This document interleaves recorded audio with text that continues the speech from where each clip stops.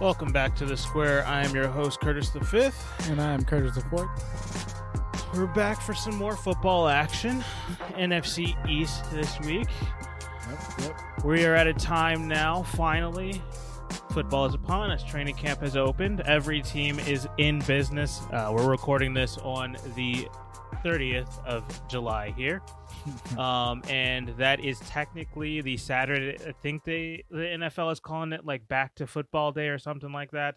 Or NFL Network and ESPN doing some weird stuff. But if you're a real fan, you already know things open up on Tuesday. So we're in full swing for the NFL training camp right now. So Exciting times. very exciting. Football is literally right around the corner. We are about to head into August now, and 10 days maybe from Hall of Fame game? Yeah, roughly. So It's just around the corner now. yeah, so we're going to be able to see some football. Nobody cares about preseason. We already know that. We're going to be waiting for some real football. But I am actually a little bit excited to see some of the younger guys play. But that's neither here nor there. No, first of all, it's preseason. I don't care who's out there. The fact that it's the kickoff of the football season is here. So Yeah. it's and All I care about is the Sundays. I wake up. I know football's going to be on. well, that's just it's a prelude to what's coming. Yeah. So, I mean, before we have gotten to the dog days of summer and here in July, and now that we're about to put July to an end, we can move on. Although and it's been a very transition. exciting sports summer, to say the least. Has it? Has it really? I mean, well, if you take a look back, free agency for the NFL, I mean, it died out for about a month there, but there's still some exciting stuff that needs to be done. There's still some guys. I mean, we've got guys like Odell Beckham Jr. who haven't signed to a team yet. Even though, yes, I know he's injured, it's going to be a while before he gets back on the field, whatnot, whatever. Still, he's a big name who isn't signed to a team. Yeah. Finally, guys are getting their contract extension. We still don't know what's happening with Deebo Samuel. We still don't know what's happened with Jimmy Garoppolo. Like, we just found out what's happening with Baker Mayfield, and we'll get to that in a future episode. But with just in general, I think that there's been a lot of movement, a lot of excitement this summer in the NFL. Also, NBA-wise, still trying to figure out what's happening with KD, and the NBA free agency is and all that's where taken. you lose me right there. I mean, there's more movement than there has been across the sports realm, and right now, I mean, No. even right now, we're having things like the MLB. There's trade deadline day coming up soon. So I mean, It has, and unfortunately, this KD and Kyrie Irving situation has far surpassed and wiped out anything that's been going on in the world of sports, not in the world of NBA. not for me. Ever since I have not been able to escape it, and that's Okay. why you was like, the summer has been great. I'm like, I mean, we I've just heard of had a few things that happened. I hear you. well, back to the NFL. We just had Yeah. the flare up with Kyler Murray's contract situation. That's got figured out. Then it didn't get figured out, and now we had to have him sign a new contract. We'll get to that. We still don't know what's happening with Lamar's contract. Is he going to play football under the fifth year option of his rookie deal, or is he going to hold out? You really gonna hold on? Don't know what's going to happen there. There's Okay. interest across the league, and there's everything is still to be talked about. All right. Yet today we're talking about the NFC East. But regardless, there's some interesting things to get to for that there. So we'll go through all the teams' biggest additions, subtraction, key moves, stuff like that, predictions for the season, and some big headlines for every team. Yep. So you guys kind of know how this works by now. This is year 2 of this. You know what we're doing. So just stay tuned, locked in, and we're gonna get right on into it. NFC East, starting with the division champions of last year, Dallas Cowboys. They finished third place, 12-5, lost in the NFC wild card round Yep. to the San Francisco 49ers and Jimmy Garoppolo. Dak Prescott forgot to slide, and he slid in. They forgot to clock it, had an issue at the time. Mike McCarthy should have been fired right then and there, but hey, neither here nor there. He's back. Mike McCarthy running the ship. Yeah. Placeholder for Sean Payton? Yeah, possibly. And you see, Possibly. I think that's a guarantee. What are you talking about, man? Jerry Jones just doubled down on Mike McCarthy. Did you not see what he did in the press conference? The show. I mean, it was very compelling to me. Was it? Man, was it? He basically just stated everything he was supposed to say. And what else was he got to do? Throw his own coach under the bus? It's like, come on, man. It was a power. Yeah, it's Jerry Jones. I wholeheartedly expect him to throw him under the bus. Why didn't he throw him under? He had his opportunity, but now he's picked. This is his guy. So he said for this year, for now, today. Absolutely. We read between the lines, but I mean, yeah. Yeah, he's back. So you already know my stance on that. Dallas is going to struggle. Oversimplification, DN. It's one of these things that I just don't really I feel like they had a prime opportunity there. Even if they didn't get Sean Payton, you could have just hired or promoted for a year Dan Quinn. You could have promoted Kellen Moore. Like, I feel like everything that we saw out of Mike McCarthy last year was guaranteed. Like, those were all fireable offenses just based off of your performance as a head coach alone. Urban Meyer, he had his issues last year that were fireable offenses. That's a whole different thing. I'm talking about on the field. He messed up so many times last season. And I'm not even just talking about that final game. It was just across the season. We all were like, Mike McCarthy's decision-making has gone complete crap now. Like, he cannot make the right call. He is not able to lock in on time management, on clock management, correct play call, situational awareness. All of that is just out the window with this guy. And I don't get what Mike McCarthy saw to bring him back. I think he was definitely a candidate to be fired last year, but sorry, not Mike McCarthy. Jerry Jones saw to bring him back, but I guess when he found out he couldn't get Sean Payton, he was just like, no, well, lesser of two evils, or we'd rather go with the evil that we know than the one we don't type situation. Right. But I just felt like there was more upside leaving him than there is with the downside of keeping him. Well, I would lean more toward that end. It's no secret I'm not a Mike McCarthy fan at all. I think he has definitely tarnished the brand of Dallas. If that's, I know it's a thing, but it's not my thing. But it's to the point. It's disrespectful to me. It's just this guy. I seen it back in Green Bay. He's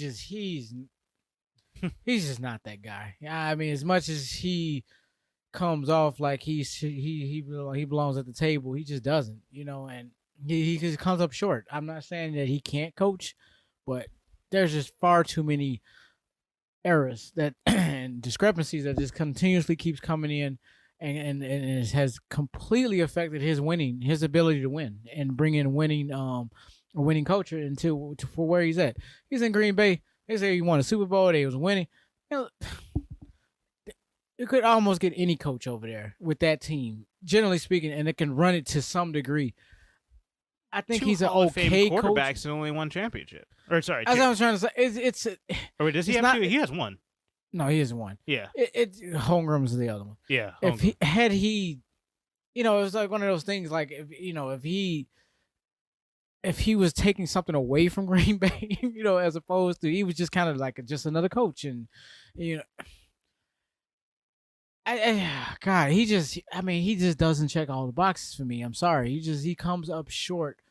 Like you said, just decision-making, time management, and just play calling, and, run versus pass, just the simple play stuff. Action versus, it just his decision-making is trivial at best. I think he just outthinks himself, and he has all the weapons, and he's had two opportunities now where he has just a truckload of just weapons at his disposal, and he has not been able to capitalize.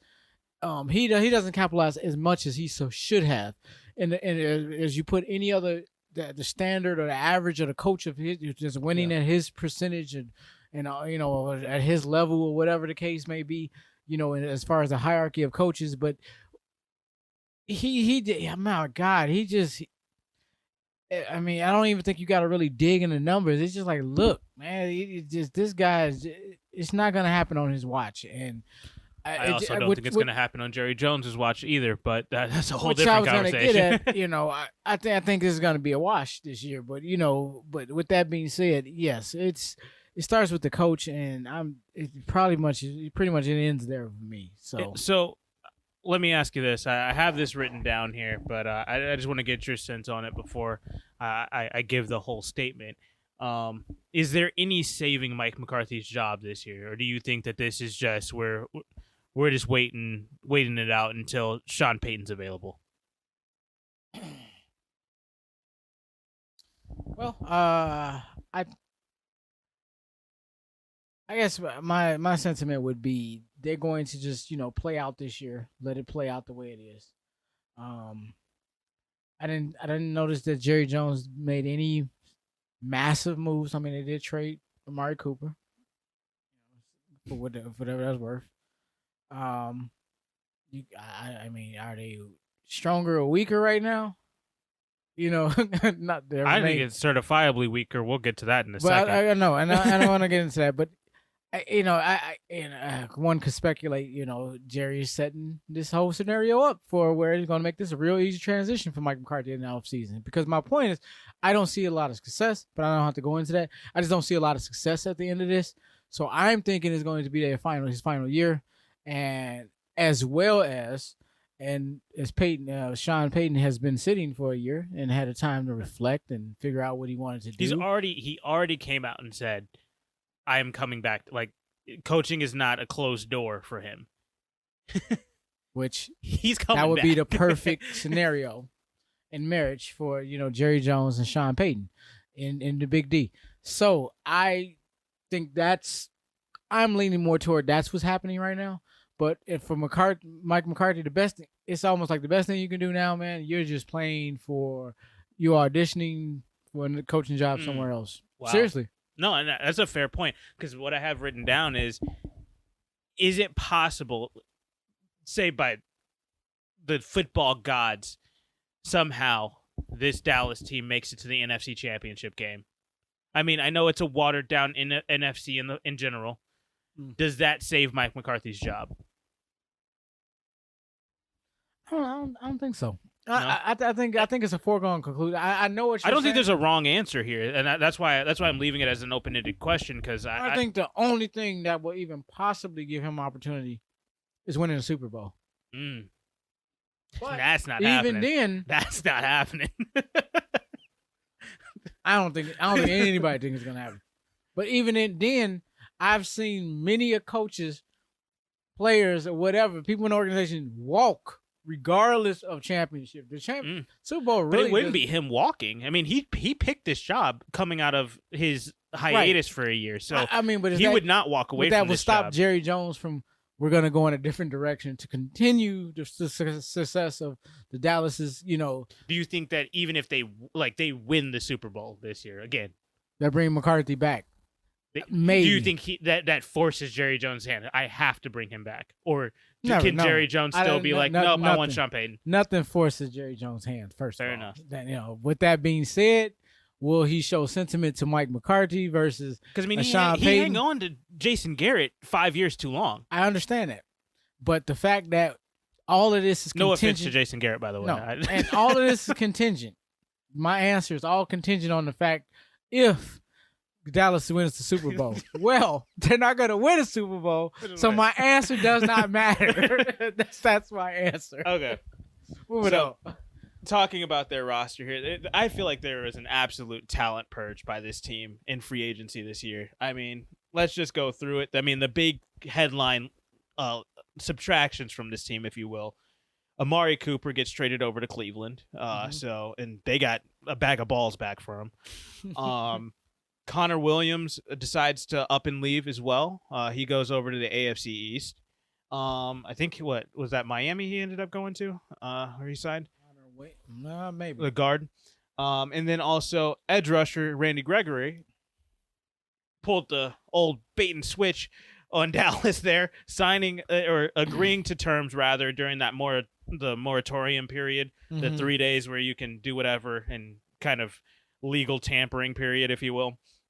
He agreed to terms, but then they found a clause in his contract that he wasn't too fond of. Went to Denver. They signed him to a more friendly contract for basically, I think it was the same amount of money. There was just no additional like fail-safe clauses about his health in there that would take his money away. So it's just like, Jerry, you kind of screwed yourself on that one. You didn't do right by the player, and he found a better contract elsewhere and pulled the old bait and switch and went over to Denver. And so they got nothing for him in that case either, because like they couldn't sign him. And yeah, so those are the biggest subtractions to me. Those were key, integral pieces, in my opinion, to this team's quote unquote success last year. In their ability to win the division at least and get to the playoffs. But to lose those types of guys and replace them with the guys that they did.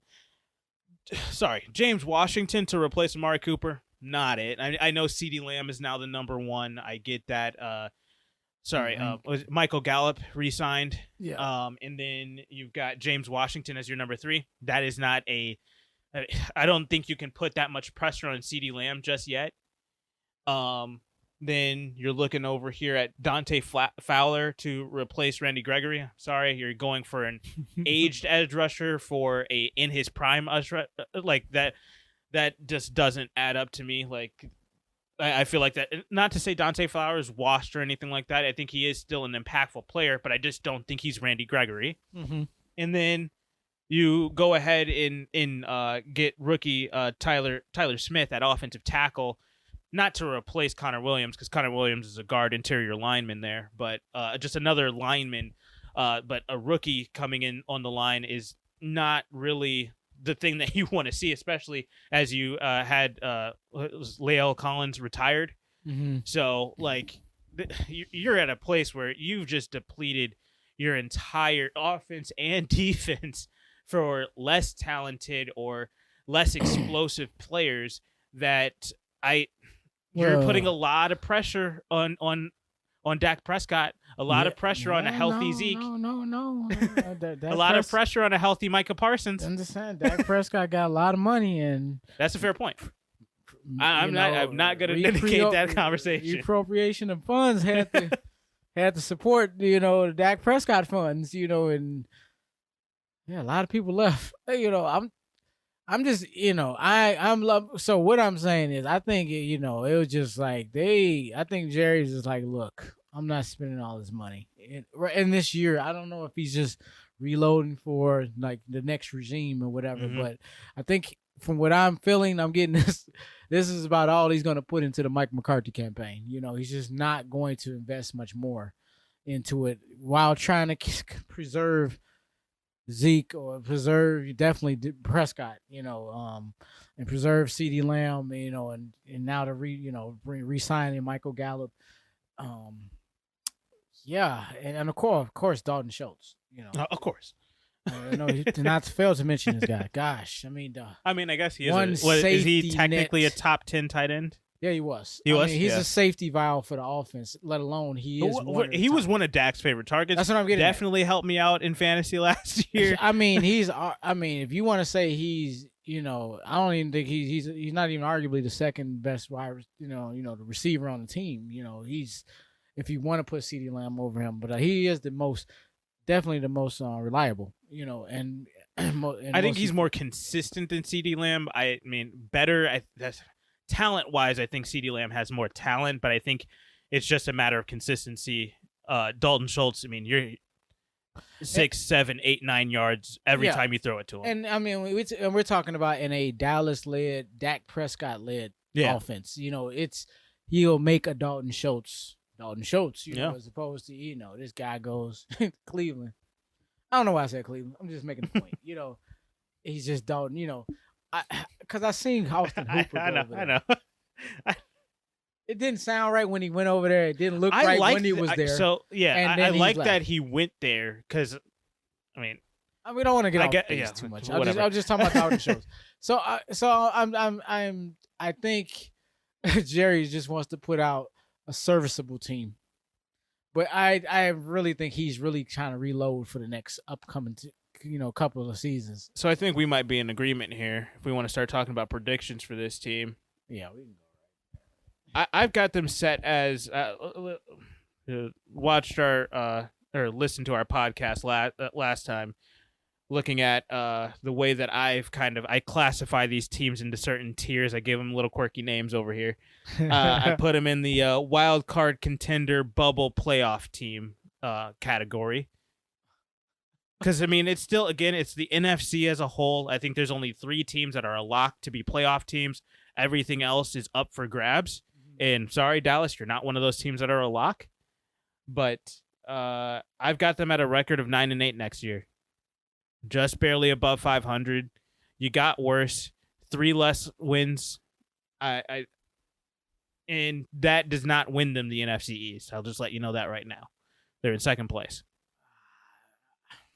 I probably can't get them more than 8 games. Really. Oh, you went even harsher than I did. Wow, I thought I dropped them off pretty hard with the 3 games difference. No, I know you're putting them in contention for the playoff thing. I think based on 7 teams, you can keep most teams relevant for virtually the whole season. Yeah, I have the based on 7 teams. They are the 8th team in the NFC. That's a very loose category you got there, but that's cool. I get it. They're a contender for the wild card. It's a category which I don't have to create for myself, which is fine. Which is fine. What my point being is, yeah, I just don't got. They're just not making the playoffs. They're gonna Fair miss. Enough. Yeah, my official prediction is that they don't make the playoffs, but I do think that they're a contention. Jump ahead. It's just one of those. I'm just getting straight to it. Like I don't have a whole soliloquy of look. I'm down on Dallas this year. I don't like it.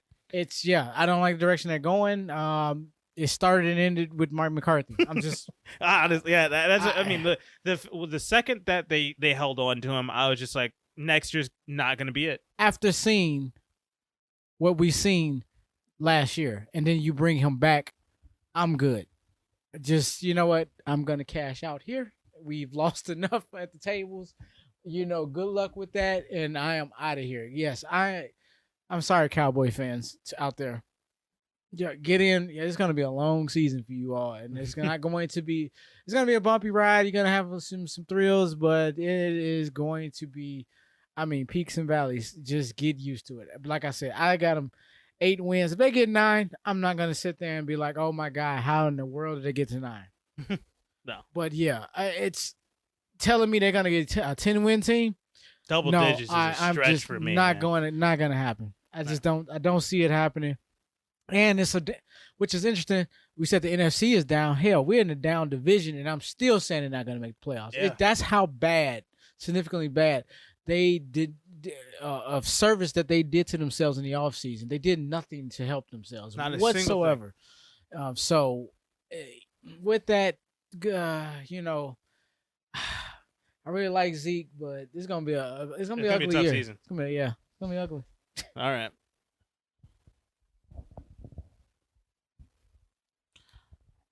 All right.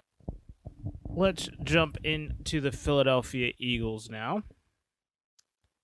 So Philadelphia ended up just squeezing into the playoffs last season, 9-8. They lost in the wild card round as well. A team that they've definitely made some moves. They've been in the headlines a little bit. Mm-hmm. They're trying to make a push. Jalen Hurts kind of has to be their franchise QB moving forward now. I feel like they finally made some moves to finally put the requisite talent around the QB that they're calling QB1 going into the season. I know they're always more interested in their backup than they are into their starter, but right. That make any sense? Not at all. I guess incremental improvements is kind of the what you could coin their free agency as, but they did make a massive draft day trade to acquire one AJ Brown, which sent a little shockwave around the league. And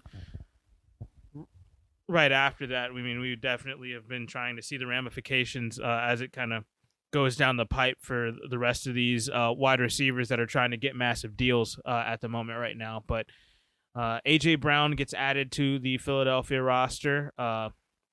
edge rusher Hassan Reddick as well comes in, Mm-hmm. gets that defensive depth a little bit deeper now for the Philadelphia Eagles.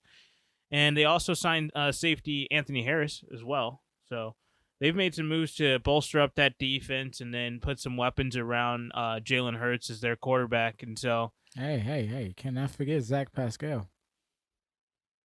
and they did lose quite a bit as well. I mean, not as detrimental. I mean, they lost Rodney McLeod, but they're replacing him with Anthony Harris. Right. Cornerback Steven Nelson, he did depart from the Philadelphia Eagles as well, and they also lost linebacker Alex Singleton. But those last two are a little bit less shockwavy than, I guess, the guys that they brought in. I think, again, incremental improvements. I mean, they 2 steps forward, 1 step back, I guess you would say, type deal there. But I think that overall this is a better team than what we saw last year. Definitely. Made some very key additions. I mean, and they finally answered some questions that they've been kind of a question mark for the last couple seasons, and they really didn't know what direction this team was going in, from the coaches to the players, just all the way around. But they seem to have tried to address those issues or those questions in the offseason. Started with a trade, went to the draft, some few key re-signings, few free agent pickups, and bam. This team's, primed and ready to defend for the division, and if nothing else, I think Philadelphia's interesting this year. To say the least. I mean, very interesting, and I don't think they're going to be anybody's doormat. A very dangerous, could be a surprise team. I would say a poor man's version of kind of what we were discussing about Arizona last year, going into the offseason. Before that explosion, they came out the gate just. Now, I'm not saying that's what they're. I said a poor man's version. They should not necessarily come out like that, but I'm thinking over the course of the year, they're going to surprise a lot of people in this league, and let alone in the country watching football. It's not going to surprise me. I like what I saw out of Jalen Hurts last year. I think he took quite the step to become the solidified starter. Definitely shut up a lot of haters, in my opinion. I do think that there's still room for progression there. He's still got some things has to work on. Reading defenses quicker, progression through the play, being able to get to that second read faster, and also utilize his legs as well and his mobility. Let that run game. I mean, this is a team for what, 7 years now. They've been doing running back by committee, and so that's going to continue. I don't think that's going to change anytime soon for them. No, unfortunately. But I do think that they've got their solidified number one at receiver in AJ Brown now. Mm-hmm. And then they've got some other pieces around him as well, playmakers, Dallas Goedert, and other weapons that they can go to that I think. Not to say that they have the best receiving core in the league, not to say that this is one that's going to strike fear into everybody, but this is definitely a receiving core and a running back or a weapon-rich offense that definitely can hurt some defenses if they're utilized correctly. So coaching-wise, this is definitely a kind of put up or shut up for, and not literally because I don't think he's quote unquote on the hot seat, Nick Sirianni, head coach for the Philadelphia Eagles, as this is his second season. But I do think that they definitely need to see progression from the team as a whole now that they do have a more talented team than they did last year. And they made the playoffs last year. I mean, right. They got absolutely trounced by the Tampa Bay Buccaneers, but hey, they made it. They were there. So right. They need to see some progression this year.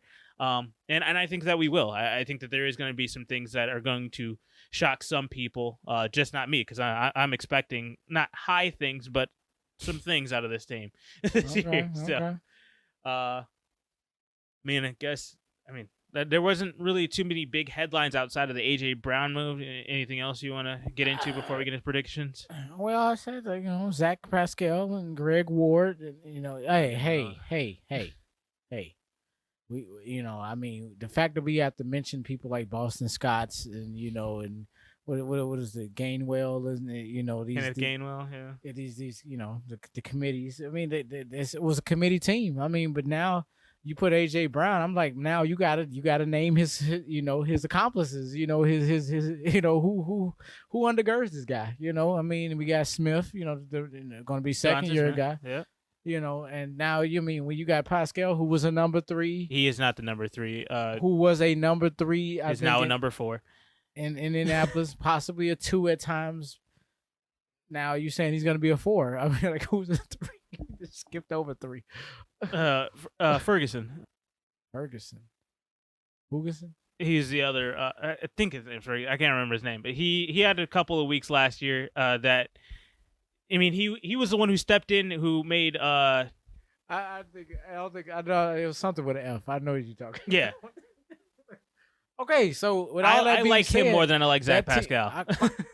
But you sound like as if I should mention the man's name. Like, why is he even on the team? Like they could have been a lot worse. I mean, they have him. They have worse on the team. He's not the bottom of the list. He's like close to it, but he's not at the bottom. Okay. All right. Moving on. I just thought beyond that, you had covered everything. They didn't do a whole lot, but I mean, they made some very key shrewd moves. It was very few, but they were like home runs for them. I don't think they missed on any move that they made. They just like bam. We got 3 moves. We got 3 cards. I mean, the only one that you'd look at and you'd be like, wish they would have done something more about that is Rodney McLeod. Losing him was the only thing. But I mean, again, you replaced him with Anthony Harris. Like I don't think that's a massive loss. I just think. I mean, just to have that continuity with Rodney McLeod would have been nice, but regardless, you still have talent in that position. So, prediction wise, again, my nice little tiers I put these teams in. They're a solid playoff contender to me. This is a team that is going to be in the playoffs, and they are going to. I think that they're going to at least win one game in the playoffs. Wow, that's okay. First of all, I think they could be in the playoffs. Hear what I said? I think they can be in the playoffs. I ain't say they will be in the playoffs. I really do think it's a 2-team race. It's really just them in Washington. I mean, oh wow. No, I don't think Washington's out of it. But we can get into that in a minute. But yeah, Dallas is out. Okay, the Giants are out. Just cut to the chase. Come on. I mean, this is not breaking news that I just brought up. Probably people in Dallas is going crazy. Doesn't matter what team they roll out. They think they're gonna win a Super Bowl every year. Yeah. So it's Dallas and Minnesota fans. I don't understand it. I will never understand it. But whatever. With that being said, I think it's like I said, it's a 2-team race for the division. But meaning that someone has to win the division, meaning someone gets a playoff berth, and someone in this case, it's Philadelphia. It's going to be a playoff berth by default, is what I call it. It's just really? Somebody has to win the division, meaning somebody gets a automatic seat. Yeah, just I'm saying it really holds true to this division. Like, any of y'all really deserve to go to the playoffs? I mean, it should, in this case, when divisions are this challengingly bad. I think we need to go back to just records, and if you just so happen to be the 7th, which is going to be my question, where do you think where do you have them win total wise? Because this is going to perplex me. I haven't seen their schedule, to be honest. I haven't studied it. Now I ain't seen their schedule, but if I was just going just by looking at them off talent, and that's not really an official way to do this, but.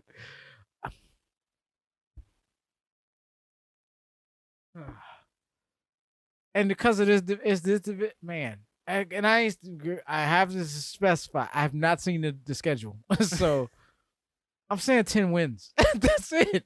But that's double-digit wins. It should definitely get you in the playoffs in this division. Not in this division. In the conference, though. Yeah. We're talking about this is not the AFC. I know you are a Kansas City fan. I know that you. I can't even get my head around the fact that 10 wins is more than enough in a 17-game season. More than enough. If you're the NFC to make it to the playoffs. That's what I mean. This is like this is a down year. And that's what I'm so even if they win and they lose, you got them at 10, roughly. I have them at 11 wins. I have them at 11-6 after looking at their schedule. I mean, just based on the fact of discrepancy that possibly something really crazy has to go on for you to have 10 wins and still win the division. As opposed to 11 sounds a little more. I just haven't seen the schedule. I have That's them why safely winning the NFC East. Gets them into the playoffs. It does with their record, based off of what I was looking at and the kind of predictions that I've made. That puts them 4th place in the NFC. They're the last division winner to make it in. They're behind the Tampa Bay Buccaneers. But this is a team that I think really needs, I think that they could really make some noise in the playoffs. And I have higher expectations of this team.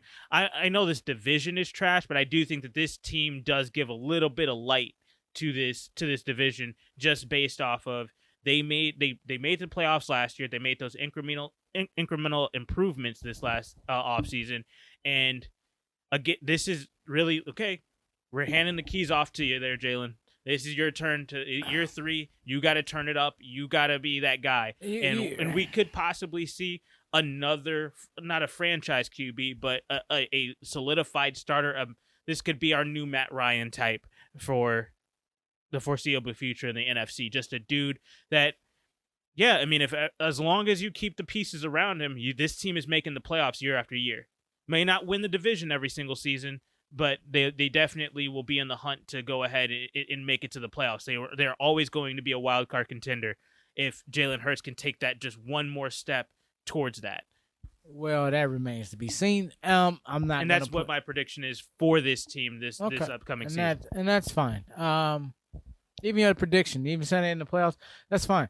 I'm as much as I'm trying to catch up in my research and studies, but what I am constantly seeing is there's a hell of a lack in the NFC right now, and like I said, there's only 3 teams that are everything viable is really playoff Super Bowl contenders. Anything prediction wise for me, for the most part, is going to be a very loose term. As far as look, I'm not feeling good about these picks. This team that I'm saying is going to be here or not be here generally wouldn't necessarily be in these positions based on these records we're saying and how we're approaching the season and evaluating it. It just the talent shift has shifted so hard to the AFC. That's as you just stated, but I'm not going to go any further than that. It's just so evident where I can't really dispute your take, but I don't necessarily agree with it either. But I'm in a conundrum. But with that, I'm erring on the side of caution. I think you're probably a little more grounded into this. I've been really studying this really hard, so I've crossed my dotted my I's and crossed my T's, and I'm just gonna have to embrace that the NFC is gonna be very light this year. Talent, just there's teams there's talent to go around, but it's not as much as one would think it is. So I think if you are a fan of the NFL in general, the way to look at the NFC this year is there's 3 teams that you are like, okay, I'm actually interested in what these 3 teams are going to be entertaining. LA Rams, Tampa Bay Buccaneers, and the Green Bay Packers. That's it. Those are the only ones that are going to be actually entertaining to watch good football. But with that being said, I think that if you're a true fan of the NFL and you're actually looking for things more than just, who's winning and who's losing in the NFL, it's going to be interesting to watch the rest of the kind of middle of the pack of the NFC, because there's a lot of kind of budding stars that are there. There's a lot of young talent in the NFC that has a very high potential. And if you're interested in watching that development, it's kind of like watching NCAA football. If you're interested in watching these guys kind of become the stars that we can see them potentially become down the line here in a couple of seasons, that's what your interest is on the NFC this year. And that's not necessarily a bad thing. Again, like you said, a lot of the veteran star talent is over in the AFC. Those are going to be high-scoring games. Those are going to be, okay, these are your marquees. Mm-hmm. You come over to watch the NFC, you're going to be seeing a lot less of that. You're going to be seeing a lot more developmental play that's going to be like, oh, okay, I can kind of see how that team is, where they're developing into, how that star is becoming who he is. So that's where my interest comes from for the NFC, is watching those, your number 4 down to number like 11 in the NFC, to try to see who's going to be kind of becoming those next wave of stars for the NFC. Interesting. So, as he sold the NFC to you all. All right, moving on. Let's talk Washington. The Commanders. We no longer have to call them the football team. They got themselves a new name finally. I like the football team. I did not. Still, they are ran by a trash owner, Daniel Snyder, who is currently voluntarily, quote unquote, testifying in front of the Congress. Don't even talk about that right now. That's just a whole nother conversation. Commander? I've told you all how I feel about that, but I guess, I mean, yeah, they went 7-10 last year. They imploded it down the end, the stretch. The wheels fell off a little too soon. They lost everybody. Yeah. Chase Young went down early in the season, and then it was just like, phone it in. Yeah, it was a domino effect on both sides of the ball. Injuries just wiped the team out, really. Which is, God, it's partially that stadium. That stadium is horrible. I mean, they literally had bursted pipes raining down on fans. Oh yeah, throughout the season. That did happen. Didn't they had, when Philadelphia came in, they had that whole scaffolding just kind of fall, and they had fans piling in on Jalen Hurts. It's like, oh yeah, that happened too. This team is literally a dumpster fire. Like, it is just they lost their marquee stadium sponsor, FedEx, at the beginning of the season. Said, kick rock, sorry, we're out of here. We're not doing this. And so they didn't even have like anybody to sponsor their stadium last year. Like, they are just a mess. Yeah. And apparently, right after the season, as things wrapped up and they were getting ready to make that month long between the Super Bowl and free agency beginning, apparently there were rumors at that time, back in February, that our good friends over in Washington called literally every other team. There were 31 calls made about every team's quarterback. Really? They sure did. And even they called Kansas City about Patrick Mahomes. They called Green Bay about Aaron Rodgers. They even called Buffalo about Josh Allen. Interesting. Like, very interesting. They were just, hey, is there a potential? Is there everything good over there? Cool. Oh, fine. All right. We'll go elsewhere. And they were trying their hardest. I mean, I guess leave no stone unturned. I guess. I can only imagine how quick that phone call was. 8-second phone call. You didn't even get to say, well, okay. Hello. They just hung up on you. You're like, you serious, man? Irritating. Through their stone turning search there. Yeah. They fell upon some listening ears. And they now have a new quarterback in Carson Wentz. Okay, can I give you 2 minutes to have the floor about where you are in your walk and journey with Carson Wentz? Because you took some very strong points from one point in time in this dude's career. Yeah. Then he took another interesting point at another time in his career. Now he's at another crossroads yet again. He's crossing a lot of roads. And I mean, like, what has it been, like 4 teams in about 4 years? Like, I mean, he's only been a part of 3 teams in 2 years. Relax. He's been on 3 now, so it's my God. Well, I guess technically it's 3 teams in 3 years because come on now, you got to count this. He's here, you know. And he's suited up, he padded up, so he's suited up. I'm just saying, it's like, okay, now let's push 3 years later. Your take. I still believe everything that I felt about Carson Wentz in Philadelphia. Everything that I said at that time, 100% I still feel today. I feel like they screwed him over. Indianapolis, that experiment, I think. So here's the thing. I'm not making excuses. Those last 2 weeks against the Raiders and against Jacksonville were awful. Those were absolutely abysmal failures of game plans, execution, decision making. Carson Wentz, those were your fault. You have to take the blame on that. The interceptions, the holding onto the ball too long, the fumbles, the just lack of execution on every play, and sometimes even over execution. Live to play another down. Go slide. Just throw the ball away. Offensive line get no credit for that. No, because they did everything right. They did everything right. They did not do everything right. Okay. They did have a lot of injuries, which is a big key. But even with that, it's just a matter of communication and being able to make your checks at the line and execute the play. But again, decision making from Carson Wentz was not up to snuff in weeks 18 and 17 last season. I got you. Okay. Now, those are two weeks out of the year. Carson Wentz did go 27-7 last season. Did he not? Yeah. Touchdown interception ratio. Mm-hmm. You ain't got to sell me on the stats. I've seen this. Carson Wentz was one of the most accurate QBs in advanced analytics and basic analytics last season as well. Mm-hmm. I do think, again, there was a lot of times where he was trying to overachieve on plays, and we had him literally sprain both of his ankles on the same play. I don't know how you do that, but he found a way. And again, that is just, okay, live to see another down, just go down, take the L on that play, move on. Mm-hmm. And I think that is a process that is going to have to happen, and I think that's a maturity thing, because at a certain point, you have to understand you're not going to win every single play. You just physically cannot.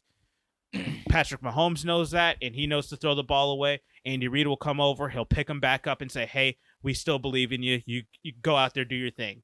Sean McDermott does the same thing for Josh Allen. Matt LaFleur does the same thing for Aaron Rodgers. Like, these are the guys, they know that they're not going to win every play. They're going to try to, but then when they know that they have to just take the L, take the L. Carson Wentz, you got to learn that. That's just a fact. Okay. But I do think that he still has a high level of talent. He is still getting paid a whole hell of a lot of money. And so at a certain point, you just got to, you got to see what he can go out there and do. I don't think that he has the talent around him here in Washington. I'm just not high on the roster itself. I think there's a lot of guys that are injury prone, a lot of guys that never can play the full season, and now we have an extra game still that you have to play. So there's just more opportunity for injuries and to have less talent. And this team is just, it's not even a deep team. There's no depth on this roster. So there was a lot of losses on the roster, and there were a few additions, but I do think that there is, for Carson Wentz, at this point, I understand that it is this is you got to prove it, dude, type situation. Because if you don't, you're basically going to be a requisite backup for the next couple of seasons until you can earn your stripes back. But this will be it. Yeah, but I don't believe that I don't think Washington's doing them any favors, because this is not a roster that I can see success with any quarterback. In all honesty, this is just not a. This is not a very. Back McKissick. They re-sign to McLaurin to an extension. Look at my face. These are pieces that they all needed, and are always hurt. And are never healthy. That's not true. Has Terry McLaurin made it through a full season yet? The first year, not last year, but not the last 2 seasons. Then you got then there's Antonio Gibson. He's not made it through a whole season, and that's not his fault. They just won't run this man. If they ever run him, Jerick McKinnon's not made it through a full season. Who? McKinnon. Well, McKissick rather. Well, he ain't supposed to. He's the backup. All I'm saying is they got some interesting pieces. They signed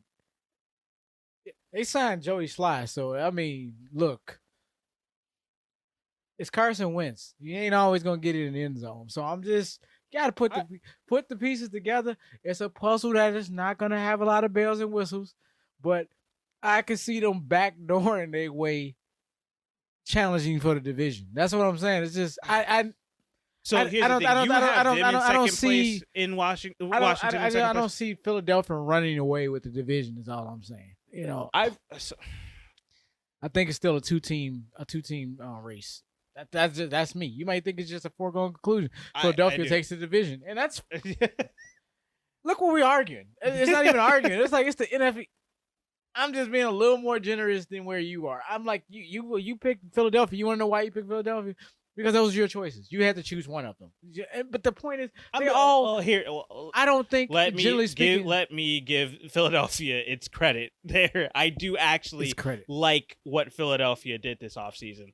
Everybody else in this division, what the hell? What was the plan? Why make the moves that you made? I get it, but let me cross-reference what they did. Okay, let's just start. I'll start with the big splash, and I'll leave it at that. A.J. Brown. Okay, wonderful. You brought Philadelphia. We're talking about Washington. we on Washington. I'm so sorry. Why am I? Okay. No. They broke. Hey, they wanted to address quarterback. They feel Ron Rivera has his quarterback. Ron Rivera is a very respected coach in the league. See, here's I don't want again. I like Carson Wentz, and I do think that he has potential still. At the end of the day, you're coming into a new situation again. You're coming in to try to win over a locker room again. You've already got guys who really like Taylor Heineke. So you're coming into a situation that you have to dissuade, just like you did in Philadelphia, where you had to dissuade people from Nick Foles to try to get them to like Carson Wentz. I don't think Heineke is really going to press him like that. I hear you. They're not allowing him to, but I think Heineke had his opportunities. We already know what they got with him. But there's the potential of what you can have with Wentz. So here's the thing, because this is what I have an issue with. You had Taylor Heineke, and he showed some promise. There were multiple times last year where we were like, hey, he actually looked pretty nice. And if you put the requisite pieces around him, you could actually make a kind of figure out what you have with him, because this isn't a Super Bowl roster. Mm-hmm. So why not build up the roster around Heineke and see actually what you have with him? What is the full potential of Taylor Heineke with the pieces around him? And instead of doing that, you just went you upgraded the quarterback position, yes, but you didn't solve the other issues that you've had all across this roster. You actually got worse. You lost veteran guard Brandon Scherf. You lost defensive lineman Matt Ioannidis. You lost guard Jamil Douglas. Like, you lost a lot of talent on your team. You do still have guys like Chase Young. You did bring in Trey Turner and Andrew Norwell and Carson Wentz. Like, you did get better in some areas, but it's all like a net zero or even a net, like, it's like you've lost talent overall, and you re-signed Terry McLaurin to a large deal. I like Terry McLaurin's potential, but again, the dude's never been healthy a full season. He's not a guy who you can depend to be there the full season. And he's there, he's real nice, but he immediately goes down by week 4. He does not make it to October. Wow. Scary Terry has not played on Halloween. Oh,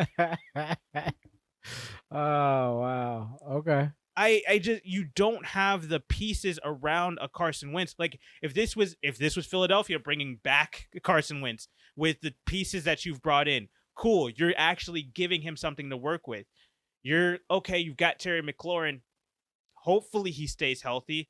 Outside of that, it's Antonio Gibson, and you brought in you tried to shore up the offensive line a little bit, so maybe he doesn't have to run around as much, but you're still going to have to block for 6, 7, 8 seconds because you've only got one guy to throw to.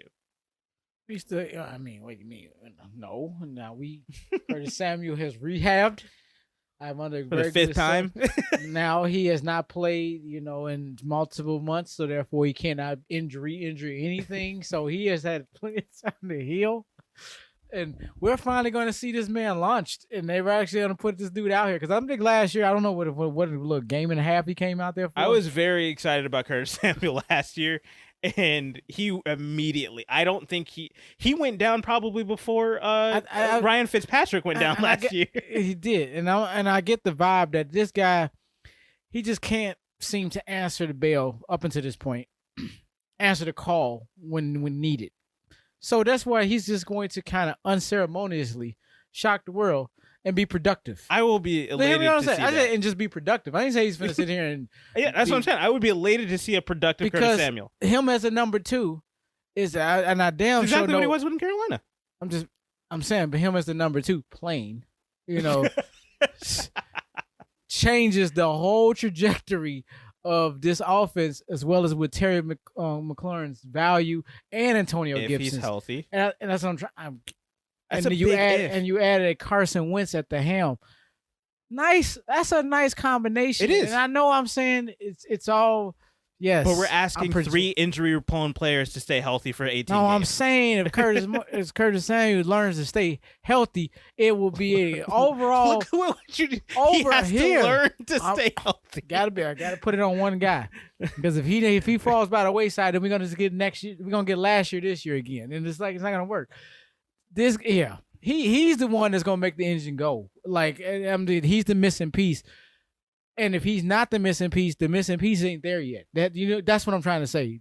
What they have is, but it's gonna take somebody with his potential. Hear me out. Mm-hmm. To finally be implemented into this offense, to kind of take it to the next level. Because that's what this the J.D. McKissick thing. If you imagine if you could have implemented what Curtis Samuel did in Carolina into some of what Washington is doing, as well as just regular route running, man, this team would have been, 10 times the team it was last year, just with this one guy. But I know, and I'm putting it all on the possible, just really on if this man can come back and be productive with the team. I think it changes the trajectory of this offense with this new quarterback. 100% does, and I think it would have changed the trajectory of the team even with Taylor Heineke. That's what I'm saying. Is that either way, I felt like they could have, like. This is what I was just saying when we were talking about Philadelphia. There's a lot of teams that are going to be interesting to see the development of. This is going to be a team to watch to see, okay, Terry McLaurin, can you stay healthy? Curtis Samuel, can you stay healthy? Antonio Gibson, stay healthy. Carson Wentz, stay healthy. And if you are able to do that, okay, I really want to see what the potential of this offense is on that side of the ball. Chase Young, can you stay healthy? With Montez Sweat in that pass rushing tandem that they have on that side of the ball. Now, their DB situation is worse than Chicago's last year, but I digress. But there is the potential to see young talent be very fruitful on this team this next season. But I think this is going to be a lot of growing pains. This is going to be a lot of, okay, we're going to have to really coach this team through. And Ron Rivera is definitely the guy for the job for this. So it is going to be an interesting watch. But we're putting a lot of ifs on the health of a lot of guys who have not, over the last 5 years, I don't think we've seen a single one of these guys actually be 100% healthy throughout the season. Or as healthy as one can be throughout an NFL season, I should say. Nobody's ever 100% healthy in the NFL. Mm-hmm. But that's my only concern. There's a lot of injury-prone players on this roster. That's what Washington is known for. They've got an absolute crap field that isn't ideal for players that have injury history. So, like, you're compiling a lot of negatives and every, like, Washington's just saying, like, oh, if we can just get the football gods to reign. You've got Dan Snyder as your owner. Sorry. Football gods are not going to be smiling down upon you. Like, I don't think you can ever expect that with that guy as the owner. Until he's gone and until you guys get a new stadium, you're going to actually have to make some actual consequential moves to become a better team. And that requires getting the requisite weapons that can stay healthy. That requires fixing the defensive talent lack of talent that you have on the defensive side of the football, I should say. That requires taking that next step. I mean, I guess they're trying to do that with Carson Wentz, but you made the move to go get the quarterback, but you didn't put the pieces around him, is what I'm saying.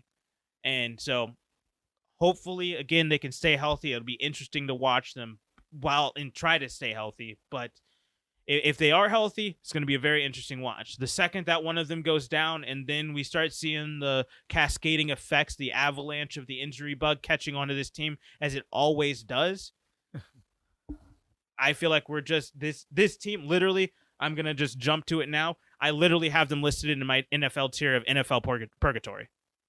Wow. They're just caught in a cycle of just being like, it's bad, but you're not at the bottom, so you try sometimes still, but it's bad. Gotcha. All right. I don't have much to. I mean, look, it's the NFC East.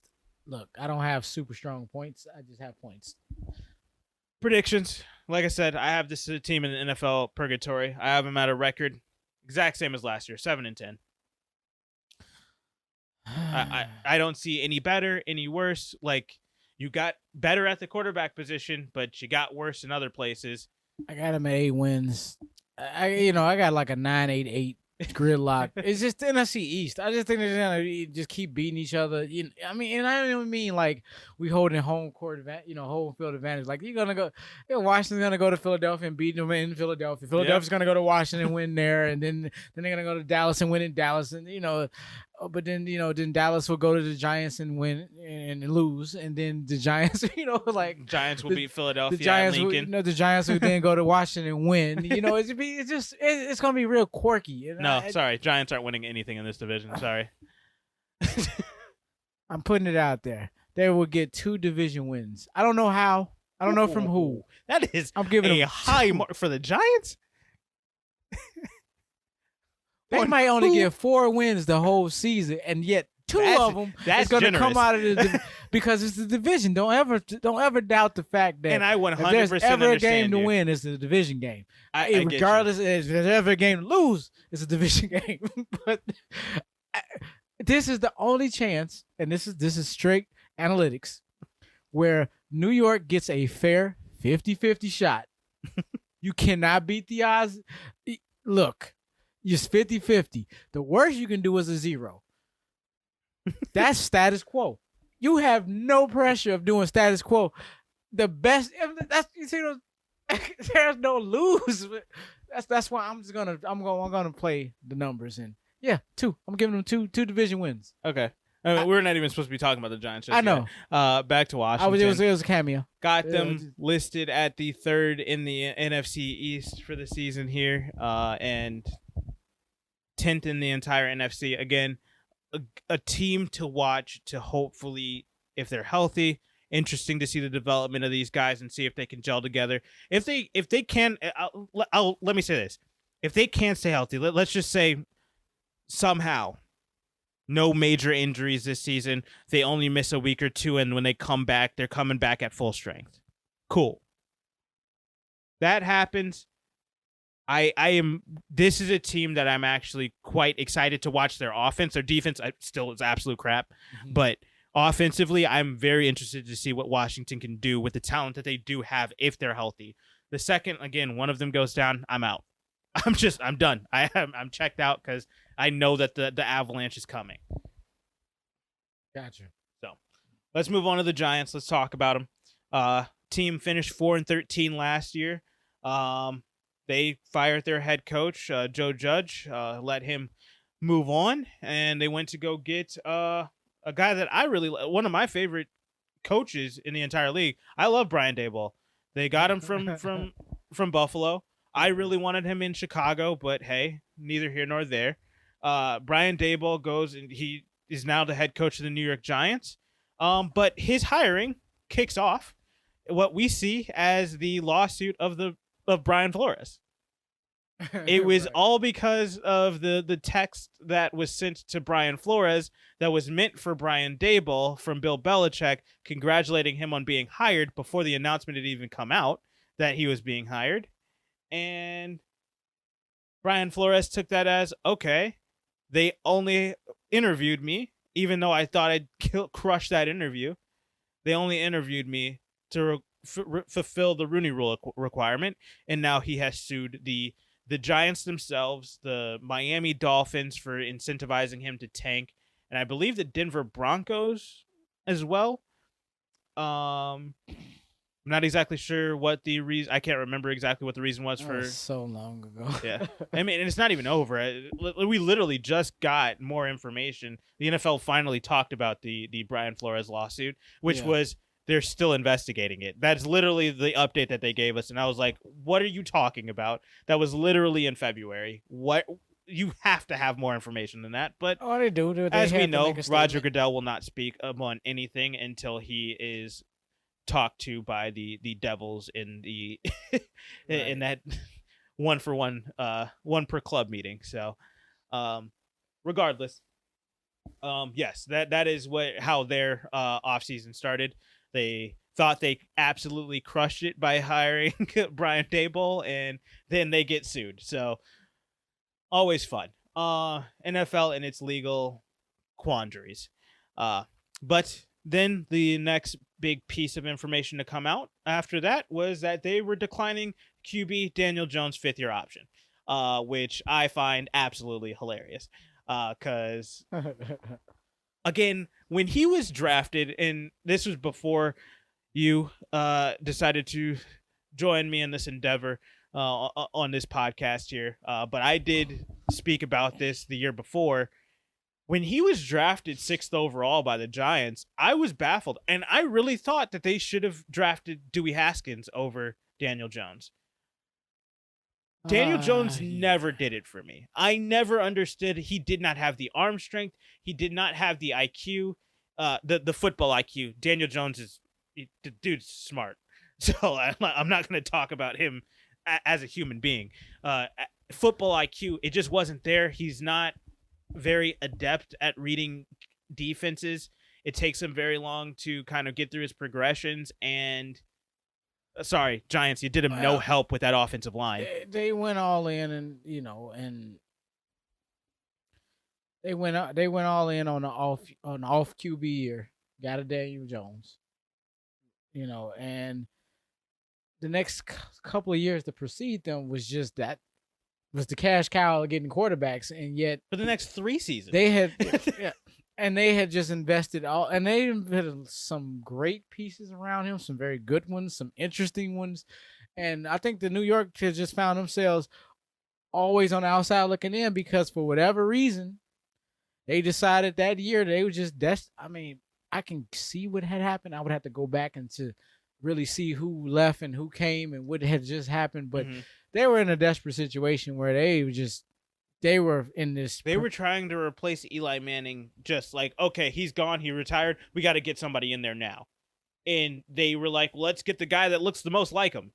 Honestly, I think that was because you had, I honestly, and I still feel this, and again, rest in peace, Dewey Haskins. He passed away down in Florida earlier this offseason, and that was a very sad situation to have dealt with. I don't know if people have listened to the 911 call from his wife, but again, Dewey Haskins he was just out there just trying to train and become a better quarterback and really try to fight for that position with the Pittsburgh Steelers. But unfortunately, he has passed. But I really thought that the Giants should have taken him that season, because if they would have had him, at least Dewey Haskins has the athleticism to be. I think he could potentially be a starter, not necessarily a franchise QB, but he could be number 22 to 28 quarterback in the league. Just what but you're looking Daniel for. Jones, I'm sorry, dude, you are not it. Huh. He just doesn't have the talent. He doesn't have the arm strength, and he doesn't have the football IQ to go out there, and he for damn sure doesn't have the athleticism. I mean, this dude tripped over his own 2 feet with absolutely He had over 30 yards of space around him. So do you got him at quarterback? What 65? Like he No, can't about be 37. Oh, okay. So he could be a backup on somebody's team. Oh, for sure. Yes. Sorry, I won't. I'm not trying to. So he should be a backup, is what you're saying. He should most 100%. He should be a backup. Okay. I just wanted to be clear where we're at about because I do think he does have potential, and if he could learn behind a guy, and if he can get the football IQ, I can see where you would be like, okay, I kind of like him as like a Mac Jones-esque type player, but he just does not have that IQ. He doesn't. It's not gonna happen in the position and the situation that he's in. He was put in a really impossible situation here. I mean, he's had what 3 head coaches. Yeah, and oh gosh, and then trying to resurrect this franchise on the backs of this unknown quarterback, the Riddler over here. You know, just I'm not even blaming him. I think it was pretty clear that a good population of people could just see that he wasn't it. You know, and I think New York just got caught, and they just had to. Let's just try to get as much talent around him and hope for the best. And I think they, and unfortunately, that's a sad, theory and strategy to come up with, specifically coming out of the New York market. Like, come on now, it really and then to think the Bears got Justin Fields trading up in the draft in a position to get that they could have got Justin Fields from the Giants. and who did they get? Wide receiver out of Florida. Oh, Kadarius Toney. Yeah, at 21, which is on the possible bounce back list this year. What kind of the category? I'm just showing you how bad. Back. They got to figure out how to appease Kenny Golladay, who they gave all that money to, and just literally they pissed him off week 1. I've heard. Well, I guess we're all in New York. I heard 0. They have Kenny Galladay's name hasn't even come up. He's at all pissed, and I'm like, and the funny thing is because we talked about this going into last season. I'm like, Kenny Galladay, you did it to yourself. You chose the Giants. You chose Joe Judge and Daniel Jones. I'm gonna just sit and on now you're mad about it. I'm just gonna sit on my soapbox and just shake my head. I don't have any words for this. I'm like, I've already said what I had to say, and I'm a prophet. This, gosh, dude, Golladay, are you serious, man? Dude, hey, Chicago, you guys dodged a bullet on that one. A very expensive one. Good Lord. Oh, God, yes. Well, we would have never paid him that much. That's the reason why he went to the Giants. Yeah, but they were offering something comparable. They was offering up to 14, and they didn't. I'm just saying that. But I don't think it was for nearly that long. I think it was for 2 years less. Maybe it did. It didn't matter, but that would have just bankrupt. Chicago need all the money they can to get real players. Which is funny. They're actually going to have the highest payroll next year, but they should. Not the highest payroll. They have the highest cap space next year. Which is interesting because they got the most signings in the offseason. They had, oh my God. They were all just Didn't matter. You know? Yeah. Hey, you guy, you sweep up guy. Put him on the roster. You know, it's just they just cleaned house completely. Yeah. You know. Back to the Giants. Yes, back to the Giants. But they made some moves. Let's talk. They lost Kyle Rudolph. Let's talk about who they lost because that's going to be more important than who they got. Lose Kyle Rudolph. Yeah, they did. They lost. I mean, he didn't play very much last year, but they lost him. He's not there. I was saying, they're like as quick as he came, he left. And it's like, I mean, yeah, he did play like 4 games. But do y'all really remember him playing 4 games? Did he get injured, or did he just kind of just shut down for the year? I don't even know what happened. I think you can almost feel that way for any New York Giant player outside of Daniel Jones. Like, did you really play like that many games? Well, Daniel Jones barely played because he had the neck injury. This is a really bad offense last year. It was horrible. And it's a really bad team last year. It's somewhat improved, but go ahead. They also lost my most key losses were the 2 cornerbacks outside of Kyle Rudolph. They also lost Logan Ryan and James Bradbury. They both move on. Additions real quick. They did get rookie Kayvon Thibodeau, which I do think, again, there is a question about his work ethic. I don't really agree with this sentiment because this dude was. Is he gonna have a press conference like Kyler Murray? Was that too soon? I think he already did. Okay. No, jeez. Oh God. There's a question about his work ethic coming into the league here, but to me, before that even came up throughout the draft process, this dude was like almost a certified #1 overall pick. So I actually kind of like the pick from the Giants. But then they also got guard John Feliciano, trying to improve their offensive line as much as they can. I don't think it's going to do them any good, but whatever. But I do think their last signing that I think is very, very important is Tyrod Taylor. Okay. I think we're going to see him this year. And I think we're going to see Tyrod Taylor. I mean, he's been anywhere he goes, he actually plays quite well. Everywhere he's played, he puts up good numbers. Quiet as kept. I finally became a believer once he got to Los Angeles because he was just a miss. But he showed me something, and now the New York is showing me something else. When they bring him over and sign him to a 2-year deal, multi-year deal. So I think we are about to get ready to see New York's next quarterback. Because Daniel Jones, I think if they you don't scouted, get it done in the month of September, right? October, here comes. Right, and I don't Taylor. think they wanted to go down the route of having to organically come out with a 3-4 win season with the helms of Daniel Jones, and he just didn't work out, and now we got the right draft pick, and we should be able to get the guy we want. Hey, screw all that. We'll just look. Daniel Jones, you got a couple of weeks, and if he doesn't pan out, we're guy going to go with Tyrod Taylor. Yeah, exactly. And I'm like, he's primed and ready. He's proven himself in Los Angeles, and Mr. Lung Puncture himself. Exactly, he's ready to go. And now and don't sleep on these these lowly, underappreciated tight ends that they keep signing. With the Jordan Atkins and the Ricky Seals-Jones. It just, hey, Daniel Jones got to get the ball out quick. So what's Tyrod Taylor? Either side, he got too tight. I'm just saying, I can see where they're going. Short, quick bursts. Look, we're not looking for chunk. The offensive line we're not is looking for chunk yardage. You ain't gonna have time. You just. Another, I think, key thing we got to watch this season for this team is this might be the last season of Saquon Barkley here. Because if it doesn't pan out, I don't see why they don't trade him immediately. I was shocked he wasn't possibly trying to be dealt for in the offseason. And I think he was just trying to get healthy. I was going to go even further. I really thought, on a whim, I thought Kansas City was going to go out there and make an offer for him.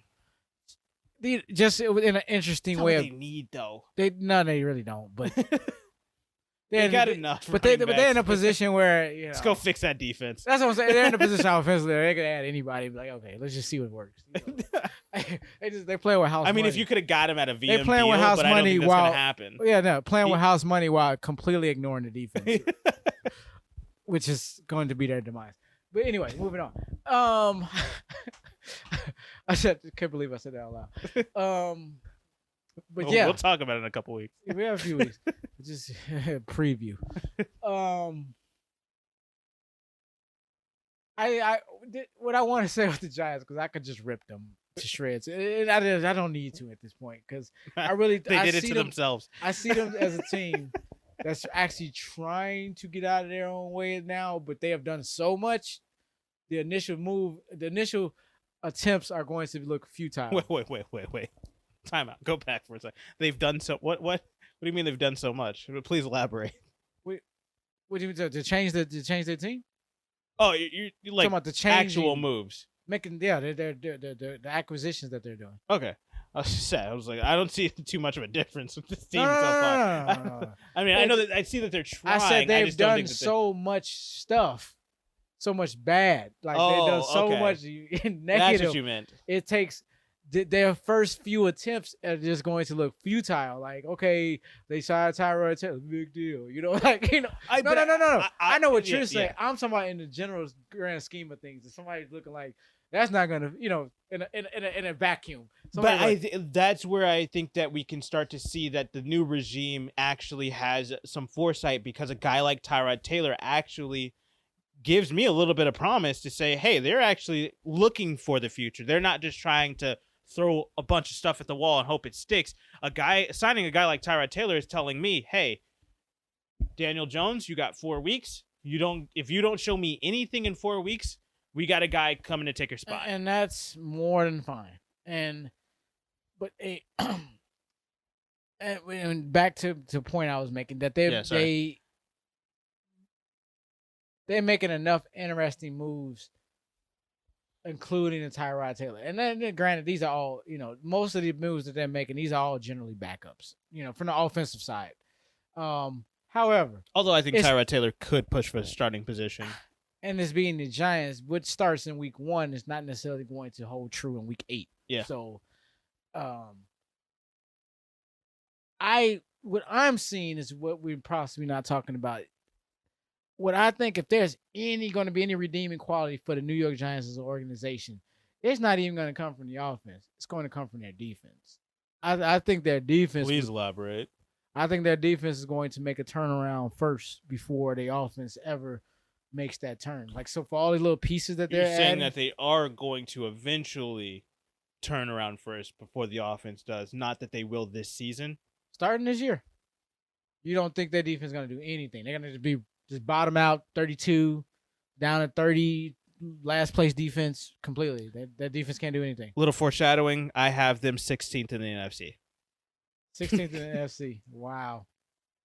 I'm not going to tell you what I have their record as, but 16th in the NFC is a little bit of foreshadowing for you. All right. So, if that answers your question. So put that up. So just notate. Put a pin in that. Just keep in the back of your mind. Let's keep monitoring the New York Giants defense. Okay. I'm going to leave it at that. I will say I like it because I do like Kayvon Thibodeau. I do. I'm not making super hot takes. I'm just making some interesting. Okay, I'm going to say something. I'm going to put some things out there that most people probably won't agree with, or probably like, I don't really see that because you ain't looking. So, but my point being is, I will happily admit my eyes are completely what shut I'm on the seeing, Giants. the redeeming qualities of a team this bad really is going to come. The redeeming quality is going to come out of the defensive side of the ball, not the offense. The redeeming qualities of this team is the fact that they actually have a competent head coach. Wow, you and this coach. All right, and that's all I got, because it's the Giants, and I don't have much. I probably said too much already. Fair enough. Let's talk predictions then. Let's go with my fun little 16. My fun little tiers here. They are literally listed under NFL toilet bowl contender. Wow. This team is trash. I'm sorry. There are redeeming qualities of this team, but polish a turd, it's still a turd. And this is not winning football. And I like I said, I like Brian Daboll. I like the Tyrod Taylor signing. I like that you're looking for the future, but you really are. When you signed Tyrod Taylor, you told me you're going into a full rebuild. And good for you. You've admitted that you need to restart this whole thing, hopefully, unless you're being completely delusional. But if it holds serve, you're telling everybody, hey, we're going into rebuild mode. We're not trying to win. And that is why their record for me is at 3-14. I'm giving them 3 wins. I cannot tell you where those 3 wins are coming from, but they will get 3 wins somehow. I mean, Jacksonville, at Seattle, Houston, come on, Detroit. That's 4 right there. No, Detroit is way better than what the Giants are. I ain't even gotten into the division. I already told you they're going to get 2 out of that. So just pick 2. That's 6 wins, right? I think they may get 1 division win. Maybe. I got them at 6 wins. So. 6? You think they got better? I think they got a nice schedule. That's what I think. They had a nice schedule last year. They were in 4th place last year. Nah, they got They got your coach now, and they got Tyrod Taylor. They got a better bitch ready to get in with this starting line, just trash starting lineup can't get it done. They got some real players that can come off the bench this year, so I have some optimism this year. So mid-season, well, I better watch the Giants because you got them in September. Good luck. That's all you, man. November, you don't want no part of this team. This team gonna be a spoiler. They play up for contracts. Like y'all don't want to mess with this team. This team dangerous next year. They got to lose. Oh gosh, this team. I'm glad we left the Giants for last. That was like the most intriguing team to me because you already the other three are like, okay, we know what's going on. What's going on over here?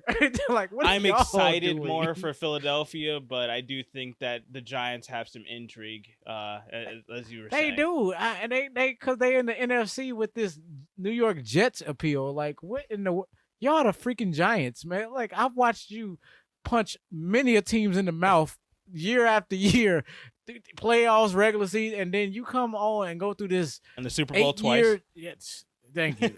And you come through, and now you come up in here. No, Super Bowl twice. I've seen them 3 times. I've only seen them twice. No. I've seen them win twice. I've seen them lose once. They lost in the Super Bowl against Baltimore. Moving on. It doesn't matter. That was beyond Parcells, and who cares? That team shouldn't have been there anyway. You said Baltimore. I was like, what? 2000. It was Baltimore's first. My goodness, Super Bowl. That year just is out of my head. Yeah, he was only 2 years old. Yeah, but yeah. Barely was a thought. Yeah. I was 1.5. I was like before my birthday. This was one of the first of Baltimore's 2 titles, but in 2 different decades. But yeah, it was in 2000. So it was the defense versus this. I don't even remember the team. The team was bad. Like they wasn't bad. Bad. They had this quarterback. I can't remember the quarterback to save my life. He was so average, And they Baltimore or the Giants at the time. I would have to go back and research. It doesn't matter. He did nothing significant. It was just they had like a game manager, but they got to the Super Bowl. Because I know Baltimore's was Tua's coach. I forgot his name. Was this are we talking about Baltimore? Yeah. Baldhead. Hasselbeck. No, not Hasselbeck. Oh my gosh. The heck is his name? Hasselbeck was in Seattle. Yeah, you know what? We can get back to that. Let's just keep going because I know I'm drawing a blank. Now right I'm stuck on it. And it did. I know what you're talking about. I know exactly what you're talking about. I know you're talking about Dilfer. Trent Dilfer. That's it. I knew it was a T. I couldn't figure out what it was. Trent Dilfer. I was walking away from it because I'm thinking about the only point of the whole team was their defense. Their defense is what carried them through anyway. But my point of the Giants is the Giants. This is when the Giants beat out Minnesota in 2000. And Minnesota fans were claiming that they knew the play calls or something. I don't know. Didn't watch the game. Don't care. And it didn't matter. Neither team looked good that year anyway. But it was just an off year. Neither team was gonna beat Baltimore. It did not matter. So, but that was the team that actually beat out Minnesota. It was New York, which was the last time they was in the Super Bowl and they lost. But my point being is, so there is a lot of intrigue with this team, and going back to your point, what were you saying? 4 through what? Like 11. I'm not saying that they're at 11. They're 16. I'm not even saying they're 12. Not even 13, probably. I get it. I think they're going to be interested. One, I made 2 very semi-bold predictions for New York. They'll get 2 division wins, and they'll win. That's not a semi. That is a absolutely astounding take from you. No, it's a division. This is really to the division. This division really. I'm not gonna say it's a joke, but in the aspect of how they play each other, and there's only one division worse than this one, and we're talking about it next week. Okay, we'll get to that. And I don't watch. I'm telling you, they're gonna defy all the analytics. And you're gonna be like, how the hell did they win 6 games? If they win 6 games, I'm gonna be baffled. It's not gonna be like they just gonna come in there and punch somebody in the mouth 6 times. I mean, they're gonna backdoor probably 4 of them. You know, because the thing is that last year, how many wins did the Lions have last year? Not enough. I mean, 4. I was about to say 3, If that. but probably maybe 5. Yeah. So even with that, but they had a few games where they should have won. They should have beat Baltimore if it wasn't for a Justin Tucker NFL record-breaking 64-yard field goal. Hey, you shouldn't have met Justin Tucker that day. That's true. No, but I mean, like that was a team that should have won that game. I mean, they had a few games where they were like absolute heartbreak on the final play of the game. I mean, hey, they played Chicago on Thanksgiving, a very tough game, and I don't know how Chicago ended up winning that game with the dysfunction that we had with Matt Nagy. Played Chicago this year. I didn't even count them as part of the 6. That's another potential. Man, if this team beats Chicago next year, I'm going to be They got to play Dallas livid. twice. Just saying. And that's a fair point.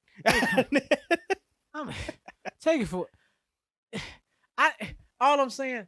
And I had to go back, and you was telling me about certain, places where you records and stuff. I had to go back and look like, damn, who I thought was in the conference, but yeah, I guess these teams will be in the playoffs. You're gonna have to go back and look at the New York's schedule. That's all I'm saying. Just go back and look at it. I did multiple look at it times. Again. I don't know how to see how you not look at their 6. roster. That's what I'm gonna tell you. Look at some of these other teams' rosters. They're not all that great as well. They gotta leave at Jacksonville. Oh, I guess because they got to go on the road. Yeah, they're not winning on the road. Okay. Team is not winning outside of MetLife Stadium. October 23rd. Yep, got it. I know tough travels right there going to Florida.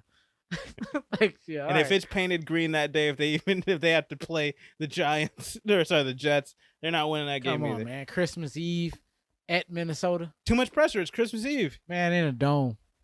Too much pressure. It's Christmas Eve. It's the same Too team many eyes. where they punched in the mouth in 2000. It's the same team. 23 years later, they're going to do it. 22 years later, they're going to do it again. Hey, you know what? Is that game? What time is that game? Christmas Eve. At noon. At noon. Oh, no. I was going to say, if they would have had a night game, it was against primetime Kirk Cousins. So, there's a win right there. But, no, it's at noon. Kirk Cousins is a god at noon. He takes over that noon window. Kirk Cousins can beat Green Bay Packers at that noon window as long as it's not a night game. And they put Philadelphia in Week 18. Because, see, somebody's already anticipating. This is going to be a thing at the end of the year. It is not. I'm playing all the angles, everybody. That's going to be Jalen Hurts is going to be taking a rest day. I'm giving you my analytics. We've already got it locked up. I played all the angles, all of what mishaps, the what ifs, the wouldas, couldas, and shouldas, the quirky things. I'll put analytics, real numbers, fake numbers, projection. And I ain't talking about projection of numbers. I'm about projecting ideas to people. You manifest some wins for the Giants. Projections, yes, real projections. Like you gotta win this one, this particular one in Philadelphia. Continue your Hail Mary over here, right? I just said you put all that into one big formula. 6 wins. I don't know how they're gonna do it, but they gonna do it. All right. Anyway, that's the NFC I wanted to East make it such a point so we don't forget this. That's the only reason why I'm doing this. Because next week I want to what was I saying about the Giants? It's the Giants. But yeah, so 6 wins, 2 division wins. We will see. Hey. We got 18 weeks to go to see if this go play out. This might be finished a foregone conclusion by November 1st. So I don't know. This might be a foregone conclusion before October. Right. Hey, we'll see. It's a fun thing to watch. I just wanted to put that out there. So back to you. All right. Well, let's call it. This is the NFC East. I mean, I guess we're kind of flip-flopping on Philadelphia and Washington and... No, you have Philadelphia in a slam dunk. I have them in a 2-team race. I did not pick Washington. I'm just not ruling out Washington. That's all I'm saying. He's taking Washington as his team to win the Super Bowl. That's all we got. I ain't even take them to take the division. I'm just saying. But okay. This is the NFC East. Look, you're forcing me to talk about these teams. Like, I don't want to talk about none of these teams. We have to talk about an even worse division next week. I think we're AFC South. Are we at the AFC? Oh, God. Let's just get them out the way. Yeah, so that's fine. After that, we got some fun ones to talk about, but more trash to pile on. But, guys, stay tuned. There is a lot to get to, and we'll get through them all. And we will preview every one of these leading up to week 1 of the NFL season, which is just around the corner. We are 1 month away from some real important football. We are very close. Go. We are literally just days away from insequential football, but football nonetheless. And the football season is upon us. You can smell it in the air. The weather, although we're about to get hit by a heat wave, will cool off soon, and we will be in the fall months ready for the football season. So we're going to keep you updated. Stay tuned. There's a lot of news that we're still waiting to drop, still waiting for the Deshaun Watson suspension to be handed down. We're still waiting to see where, again, Jimmy Garoppolo is going to go. We're still trying to see Odell Beckham. There's a bunch of players that are still in the free agency pool that are just like, okay, it's training camp time. You got to sign somewhere. Right. So we'll get to all of that as those things begin to break.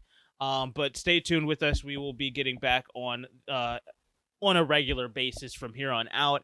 And we will get to all of your favorite teams when it comes to these kind of divisional previews and team previews and predictions for the season heading up until week 1. So stay locked in, stay tuned. Please comment down below. Let us know what you think about this NFC East division. If you're a fan of any of these teams, I'm sorry for you, but let us know what you think about your favorite team. But let's have a discussion in the comments down below. Giants 6 wins, plus or minus? Plus, minus. Philadelphia, how many games do they win the NFC East by? Plus minus 2? I don't know. Plus minus 1.5? Probably. Okay. Let us know what you guys think down below, and we'll have a discussion down there. Thank you guys again for listening. We'll catch you guys on the next one. All right. Have a good night.